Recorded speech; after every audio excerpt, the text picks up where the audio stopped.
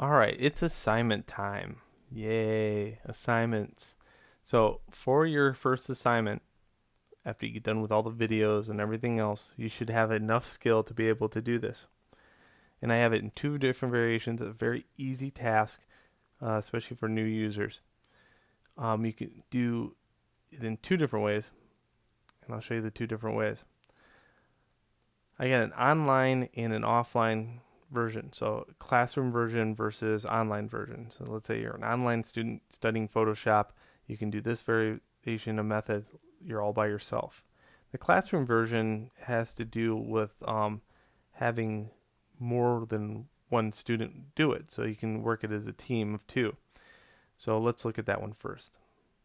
So what you do, you grab two students and you say, I want them to play checkers. Okay? And if you look here, I have two locked layers and I have this layer right here.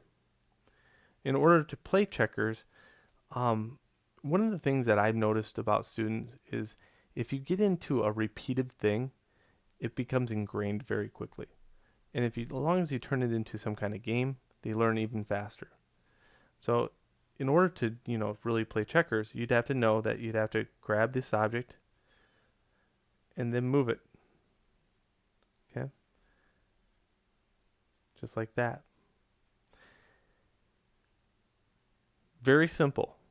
Okay? But again, depending upon your skill here, you can grab this in very different ways. You can grab it like that.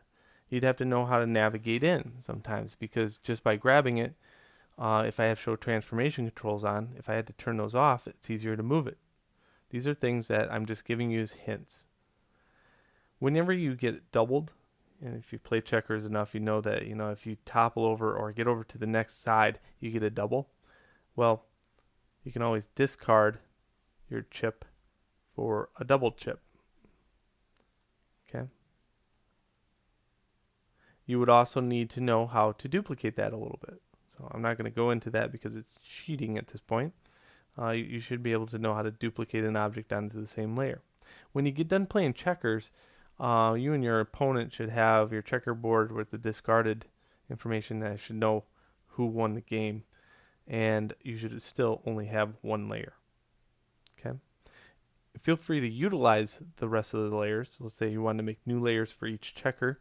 Good luck doing that, but I'm going to say you can do it if you want. But at the end, what I want is like maybe grouped together via teams, or maybe just with flattened single image. Okay, so it should only have 3 layers when done.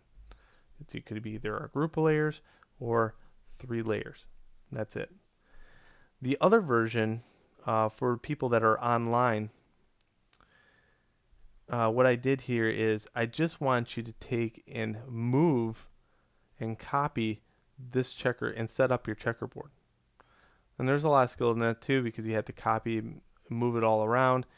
And in this case, I have 3 layers or 4 layers. One is just the instructions, so I put the instructions out there.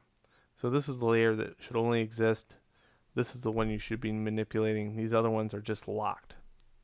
In fact, they should all be locked, so I'm going to save this as locked for the instructions also. So that's your assignment, is to set up the checkerboard. Okay. All right, so enjoy the assignment, and when you're finished, please move on to the next section.